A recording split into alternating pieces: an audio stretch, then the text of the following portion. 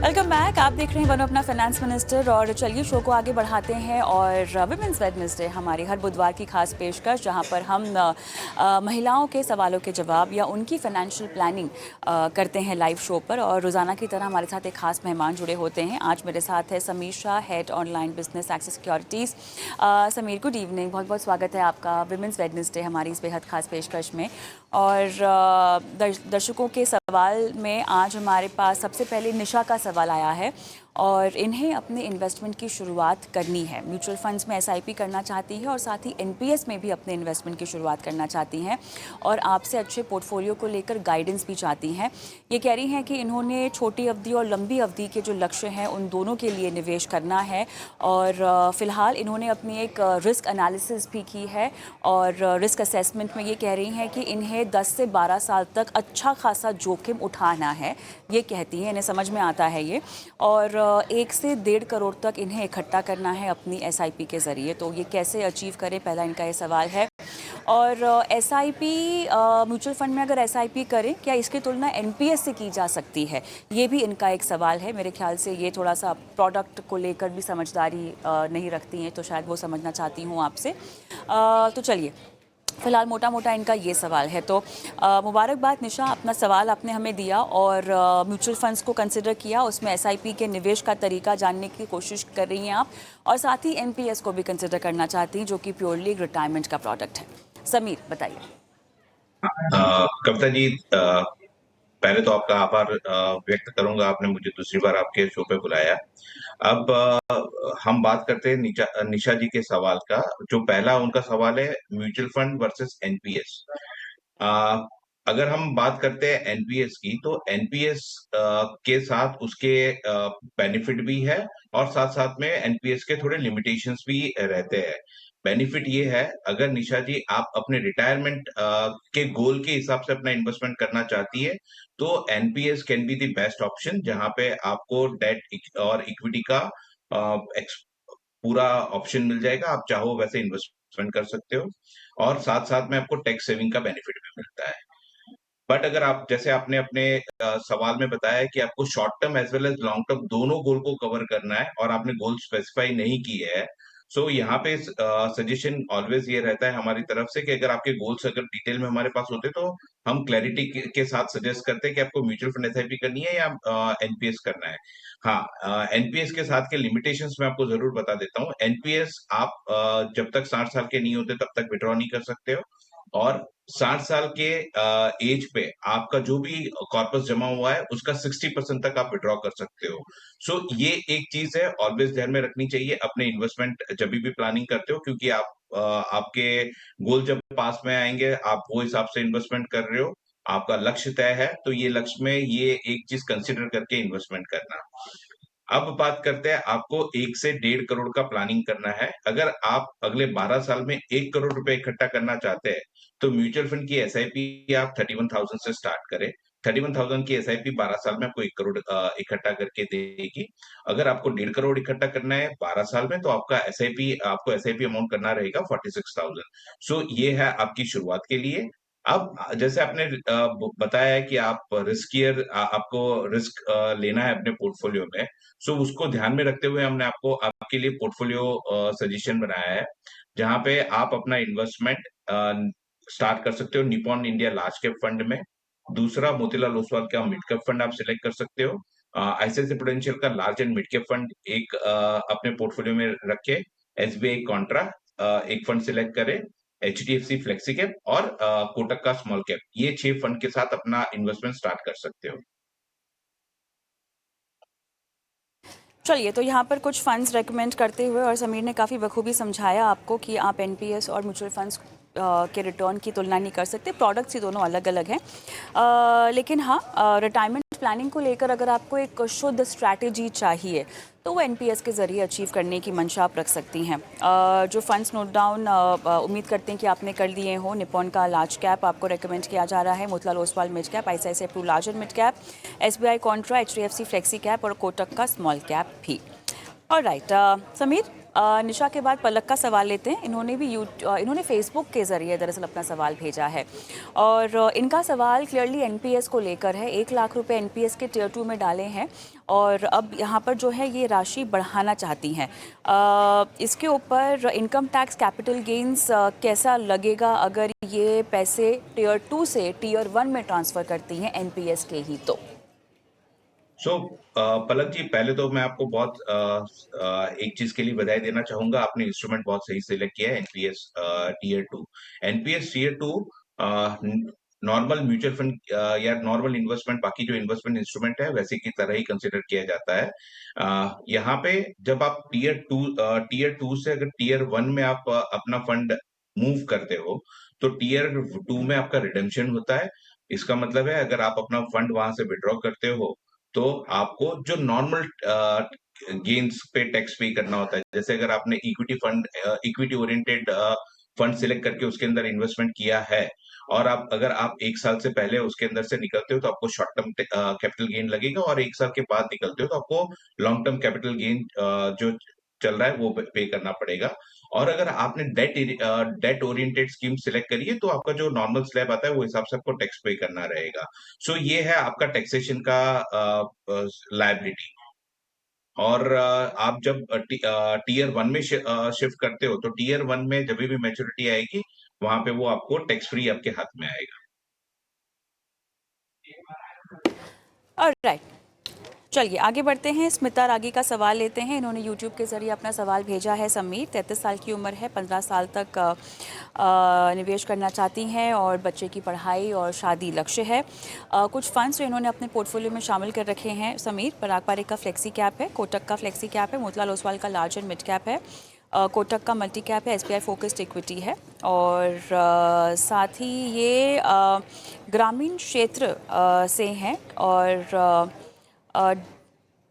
Defence में जो है स्मिता काम करती हैं।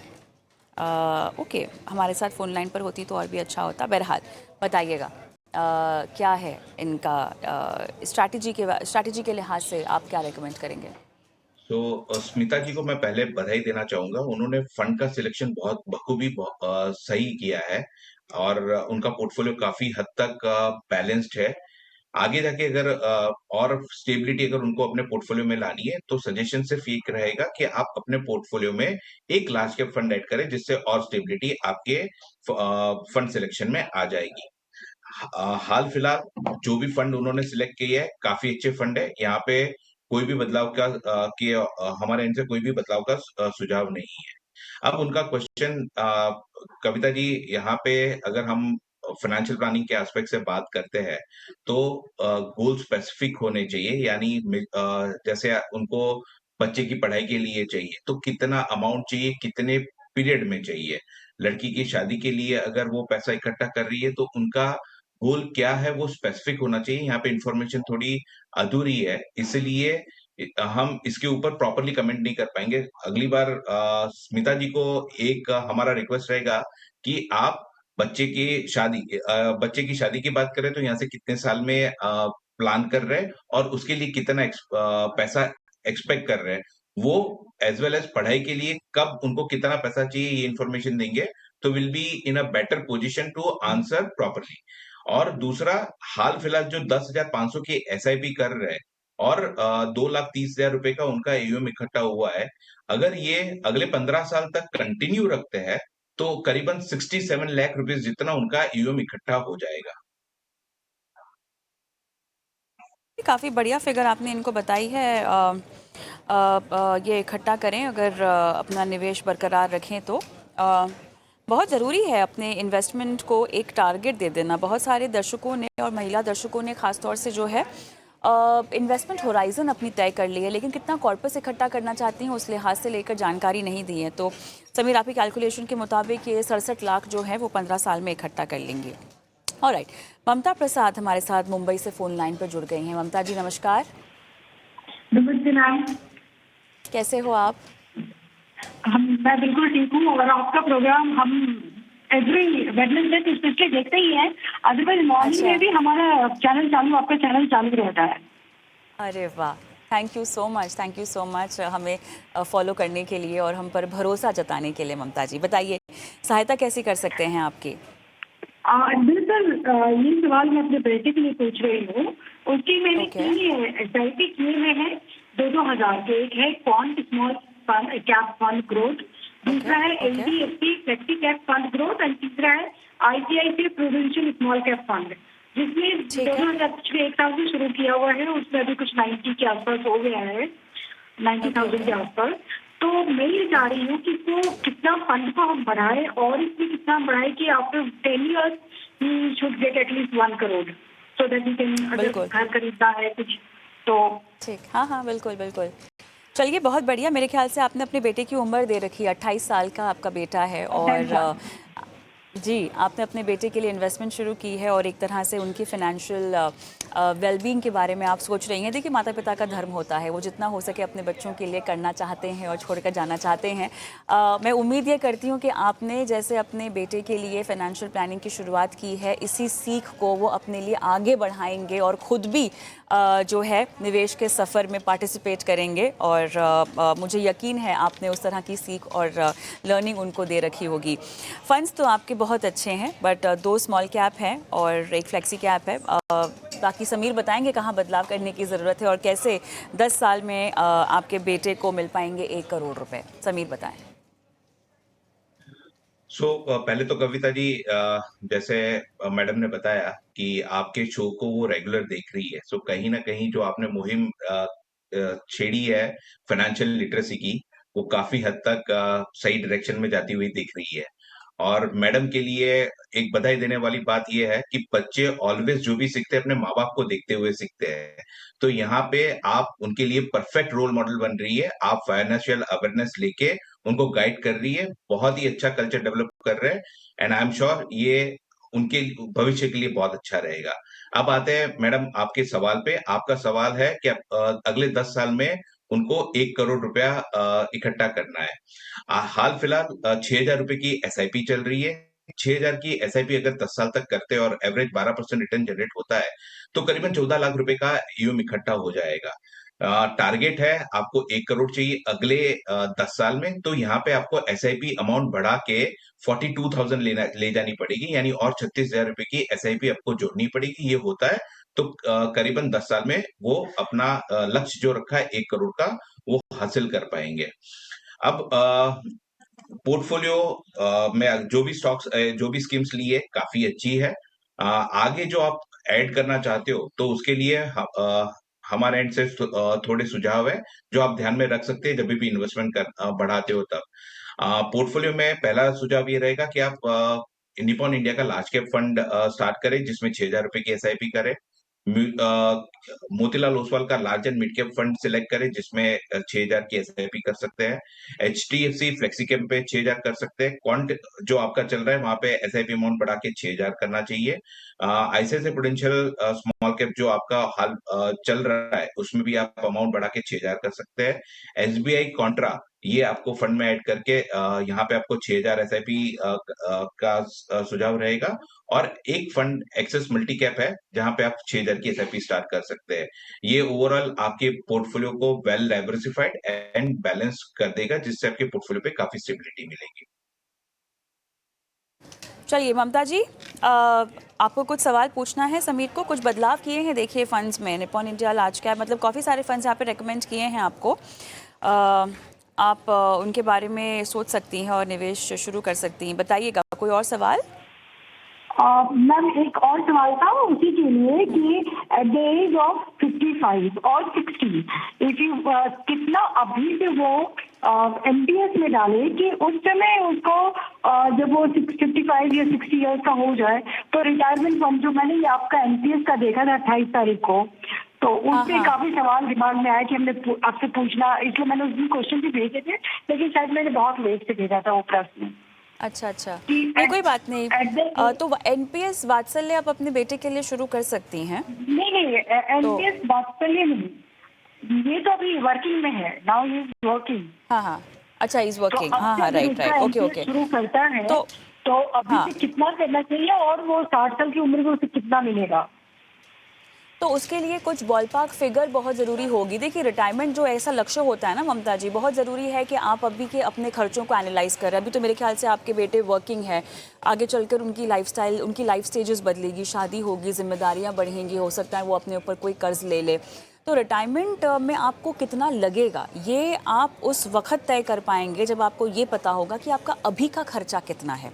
ठीक है, एक फॉर्मेट है इसका, एक फॉर्मूला है इसका, समीर आपको समझाएंगे विस्तार से। और समीर बहुत ही बारीकी से समझाइएगा क्योंकि बहुत सारे लोगों में ये दिक्कत आती है जब भी वो रिटायरमेंट अपने लक्ष्य को आंकना चाहते हैं, समझना चाहते हैं।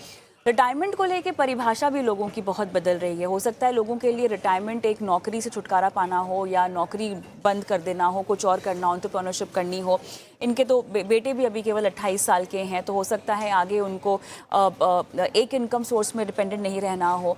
तो इन सब सिनारियों को ध्यान में रखते हुए एक कॉमन फॉर्मूला जो कि रिटायरमेंट के लिए हम यूज़ करते हैं वो क्या हो सकता है, क्योंकि उस फॉर्मूले से फिर ममता जी को समझ में आ जाएगा कि कितना इकट्ठा करने के लिए हमें कितना निवेश करना होगा। समीर। सो ममता जी के क्वेश्चंस को मैं थोड़ा एलोबरेट वे में ऐसे लूंगा कि जब भी आप रिटायरमेंट प्लानिंग चाहते हो, तो रिटायरमेंट प्लानिंग के टाइम अभी आज हाल फिलहाल अगर मंथली एक्सपेंसेस सपोज 10,000 है, अगर वो 15 साल या 20 साल बाद रिटायरमेंट लेना चाहते हैं, तो वो एक्सपेंसेस मंथली वो टाइम पे 15-20 साल बाद क्या रहेंगे, पहले वो कैलकुलेट करना चाहिए। यानी सपोज अभी 15,000 है, 20 साल के बाद उनको हर महीना 1 लाख रुपया लगेगा, तो साल का 12 लाख रुपया लगेगा। अब ये 12 लाख रुपया अगर एवरेज पोर्टफोलियो का अगर हम 6% विड्रॉल रखते हैं, तो करीबन आपको 2 करोड़ का पोर्टफोलियो होता है, जिसका 6% अगर आप एनुअल विड्रॉल करते हो, तो 12 लाख रुपए तक का करीबन आपका एनुअल विड्रॉल में आ जाएगा। तो ये एक सिंपल बेसिक फॉर्मूला है। यहाँ पे हम as of now inflation consider नहीं किया है।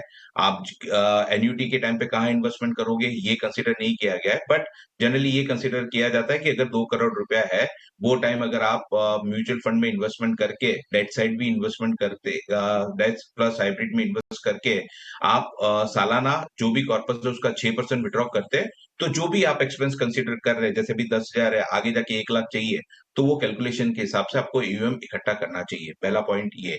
अब मैडम का सवाल था एनपीएस के बारे में। सो एनपीएस में अगर आप टीयर 1 में इन्वेस्टमेंट करते हैं, तो मैक्सिमम 50,000 रुपया इन्वेस्टमेंट होगा एज ए इंडिविजुअल। अगर आप अकाउंट डायरेक्ट जाके खोलते हो तो, और कंपनी के थ्रू जाते हो तो बेसिक का 10% तक आप आराम से इन्वेस्टमेंट कर सकते हैं। सो ये आपको सिलेक्ट करना रहेगा। बेनिफिट ये रहता है कि आपको जो भी इन्वेस्टमेंट करते हो वो आपकी इनकम से अच्छा 30, जो अगर उनका स्लैब 30% में है, 33% है, तो 33% स्ट्रेट अवे उनका टैक्स बच जाएगा। सो टैक्सेशन के एस्पेक्ट से बहुत सही है। बट एनपीएस में जैसे मैंने बताया आगे भी कि 60 ईयर से पहले विड्रॉल पॉसिबल नहीं होता है। 60 ईयर के बाद जो भी एयूम इकट्ठा होगा उसका 60% ही विड्रॉ कर पाएंगे, बाकी का उनको एज अ पेंशन ही मिलेगा। Alright Mamta, all the best आपके बेटे के उज्जवल भविष्य की प्लानिंग के लिए। आगे बढ़ते हैं, महक हमारे दर्शक का सवाल लेते हैं। गुड़गांव से ये सवाल भेज रही हैं, 20 साल तक इन्वेस्ट करना चाहती हैं, 1.5 करोड़ इनको जो है इकट्ठा करने हैं। पिछले 1 महीने से इन्होंने कुछ अपनी एसआईपीज की शुरुआत की है समीर, और ये कह रही हैं कि आईसीआईसीआई प्रू ब्लू चिप इनके पास है, मोतीलाल ओसवाल मिड कैप, पराग पारेख का flexi cap, SBI Contra, Tata का स्मॉल कैप इनके पास है, और अपनी एसआईपी में बढ़ोतरी भी करेंगी, 10% तक के स्टेप अप की बात भी कर रही हैं। बताएं। सो महक जी, आप जो अभी फिलहाल 10,000 की एसआईपी कर रहे हैं, अगले 20 साल तक आप कर रहे हैं और 10% का एनुअल स्टेप अप करते हैं, तो जो आपने लक्ष्य 1.5 करोड़ रखा है वो आराम से सरपास हो जाएगा और करीबन 2 करोड़ के करीब आप फंड इकट्ठा कर पाएंगे। अब बात करते हैं फंड सिलेक्शन की। आपने फंड सिलेक्शन काफी बढ़िया किया है। यहाँ पे कोई भी इमीडिएट सुझाव नहीं है आपके फंड में बदलाव करने का। कविता जी, मैं यहाँ पे अगेन ये लोग जो फंड सिलेक्ट कर रहे हैं, जो आज हम महिला निवेशकों में देख रहे हैं, ज्यादातर पोर्टफोलियो बहुत बैलेंस्ड है, ना मिड कैप और स्मॉल कैप हैवी है, बहुत सही नपातुला पोर्टफोलियो बना रहे हैं। सो ये देख के ये समझ में आ रहा है कि आज के डेट में जो महिला है वो पोर्टफोलियो काफी बेहतर तरीके से बना रही है। Credit goes to your show. Right, बिल्कुल समीर, आपकी और हमारी दोनों की ही मुहिम यहाँ पर जो है एक तरह से आगे बढ़ती हुई हमें दिखाई दे रही है। और चलिए, मेरे ख्याल से एक आखिरी सवाल हम ले लेते हैं शो पर। रेणुका का ये भी यूट्यूब से ही सवाल आया है। समीर, इनके पास HDFC का फ्लेक्सी कैप, SBI कॉन्ट्रा और क्वांट का स्मॉल कैप है। पोर्टफोलियो कैसा है इनका फंड्स को लेकर? 10 साल तक निवेश करने की इनकी योजना है, बताइएगा। जी, पोर्टफोलियो में हाल फिलहाल जो भी तीन स्कीम ली है वो सही है। पोर्टफोलियो को स्टेबिलिटी और वेल बैलेंस अप्रोच डेवलप करने के लिए रेणुका जी को हमारी तरफ से सुझाव रहेगा कि वो अपने पोर्टफोलियो में एटलीस्ट एक लार्ज कैप फंड ऐड करे। उनके पोर्टफोलियो में अगर Nippon large cap fund add करते तो अच्छा स्टेबिलिटी आ जाएगा। आज की डेट में वो 3,500 रुपए का जो SIP कर रहे हैं, इससे करीबन अगले 10 साल में 8 से 9 लाख रुपए जितना इकट्ठा हो जाएगा। चलिए, एक और सवाल लेते हैं हम रंजना का। इन्होंने भी यूट्यूब के ज़रिए अपना सवाल भेजा है। कह रही हैं कि इसी महीने SIP शुरू की है। मोतीलाल ओसवाल का मिड कैप है, मोतीलाल ओसवाल का लार्जर मिड कैप है और SBI का स्मॉल कैप है और HDFC का फ्लेक्सी कैप है। जो फंड्स लिए हैं उसमें से 15 साल में इनको चाहिए 50 लाख रुपए। और क्या फ़ंड में किसी भी तरह का बदलाव करने की ज़रूरत है या नहीं, ये इनका सवाल है। समीर। तो रंजना जी को जो भी फंड सिलेक्ट करे, फंड का सिलेक्शन सही है, बट सिर्फ सजेशन ये रहेगा रंजना जी को कि कोई भी एक AMC में ज्यादा एक्सपोजर ना ले। आपने 4 फंड सिलेक्ट किए, उसमें 2 एक ही AMC में है। सो यहाँ पे एक कंपनी स्पेसिफिक रिस्क रहता है, सो ये अवॉइड करना चाहिए। बहुत सारी अच्छी अच्छी AMC के काफी अच्छे फंड है, चाहे तो उसमें से एक शिफ्ट कर सकते हैं। दूसरा, उनका उनका टारगेट ये है कि अगले 15 साल में उनको 50 लाख इकट्ठा करना है। आज की डेट में उनकी 8,000 की SIP चल रही है। 8,000 की SIP से वो करीब अगले 15 साल में करीबन 40,000 के करीब उनका 40 लाख के करीब उनका फंड इकट्ठा हो जाएगा।